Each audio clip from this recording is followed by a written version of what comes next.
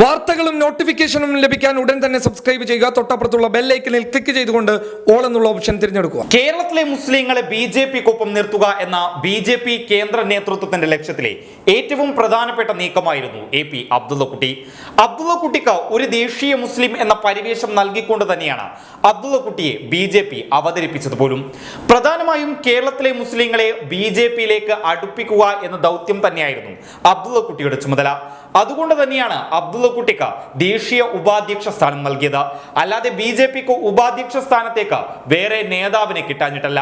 എന്നാൽ ദേശീയ ഉപാധ്യക്ഷ സ്ഥാനം നൽകിയിട്ടും കേരളത്തിലെ മുസ്ലിങ്ങളെ ബിജെപിയിൽ അടുപ്പിക്കുക എന്ന ദേശീയ നേതൃത്വത്തിന്റെ ചുമതല വഹിക്കാൻ അബ്ദുള്ളക്കുട്ടിക്കായില്ല.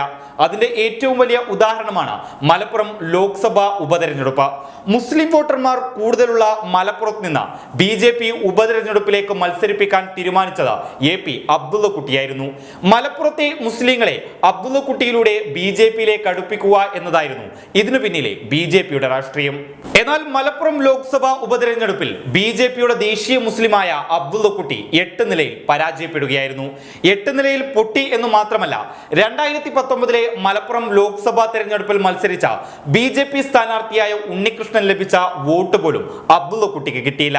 2019 ബിജെപി സ്ഥാനാർത്ഥിയായ ഉണ്ണികൃഷ്ണന് 82,332 വോട്ടുകൾ ലഭിച്ചിരുന്നു. എന്നാൽ ഉപതെരഞ്ഞെടുപ്പിൽ അബ്ദുള്ളക്കുട്ടിക്ക് കിട്ടിയത് 68,935 വോട്ടുകളാണ്. അതായത് 2019 ബിജെപി സ്ഥാനാർത്ഥിയായ ഉണ്ണികൃഷ്ണന് ലഭിച്ച വോട്ടിനേക്കാൾ 13,397 വോട്ടുകളാണ് അബ്ദുള്ളക്കുട്ടിക്ക് കുറഞ്ഞു കിട്ടിയത്. അതായത് ബിജെപിക്ക് ഇത്രയും വോട്ട് കുറഞ്ഞത് മുസ്ലിം വോട്ടർമാർ കൂടുതലുള്ള ഒരു മണ്ഡലത്തിൽ നിന്നാണെന്നും അവിടെ നിന്ന് മത്സരിച്ചത് ഒരു ദേശീയ മുസ്ലിമും കൂടിയാണെന്നതും ചേർത്ത് വായിക്കേണ്ടതാണ്. മലപ്പുറം ഉപതെരഞ്ഞെടുപ്പിൽ മാത്രമല്ല, അബ്ദുള്ളക്കുട്ടി പറയുന്ന കാര്യങ്ങൾ കേരളത്തിലെ മുസ്ലിങ്ങൾ പോലും ഗൗരവത്തിലെടുക്കാറില്ല. ചുരുക്കി പറഞ്ഞാൽ കേരളത്തിലെ മുസ്ലിങ്ങളെ ബിജെപിയിലേക്ക് അടുപ്പിക്കാൻ വന്ന അബ്ദുള്ളക്കുട്ടിയെ മുസ്ലിങ്ങൾ തങ്ങളുടെ പരിസരത്തേക്ക് പോലും അടുപ്പിക്കാത്തതോടെ ബിജെപി അടുത്ത അടവ് കൂടി പയറ്റിയിരിക്കുകയാണ്. കേരളത്തിലെ മുസ്ലിങ്ങളെ ബിജെപിയിൽ അടുപ്പിക്കാനായി അബ്ദുള്ളക്കുട്ടിക്ക് പകരം മറ്റൊരു ദേശീയ മുസ്ലിമിനെ കൂടി ബിജെപി കേരളത്തിലേക്ക് ഇറക്കിയിരിക്കുകയാണ്. പേര് ഡോക്ടർ M അബ്ദുസലാം. കാലിക്കറ്റ് സർവകലാശാലയുടെ മുൻ VC ആണ് എന്ന് കൂടി പറഞ്ഞാൽ ആളെ ശരിക്കും മനസ്സിലാകും. അബ്ദുള്ളക്കുട്ടിക്ക് സാധിക്കാത്തത് അബ്ദുസലാമിലൂടെ സാധിപ്പിച്ചെടുക്കാനുള്ള പദ്ധതിയിലാണ് ബിജെപി. അതിനായി അബ്ദുസലാമിന് ഒരു പദവി കൂടി ബിജെപി നൽകിയിട്ടുണ്ട്.